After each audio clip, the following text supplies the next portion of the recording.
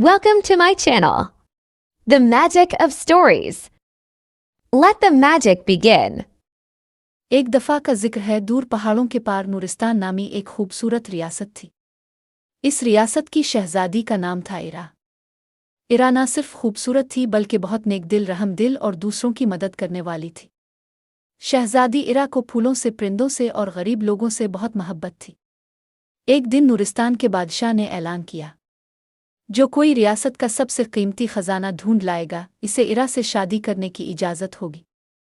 सारे शहजादे कीमती खजाने लेकर आए। कोई कीमती हीरे ले आया, कोई सोना और कोई जादुई मोती। मगर इरा ने सबको नरमी से इनकार कर दिया। वो खजाना वो नहीं था जिसकी वो तलाश में थी। एक दिन इरा जंगल में एक बूढ़ी औरत से मिली। वो कमज़ोर थी, नंगे पांव और भूखी। इरा ने इसकी मदद की। बूढ़ी औरत मुस्कुराई और बोली, बेटी, तुमने सच में खजाना ढूंढ लिया है। इरा हैरान हुई, कौन सा खजाना? औरत अचानक एक परी में तब्दील हो गई।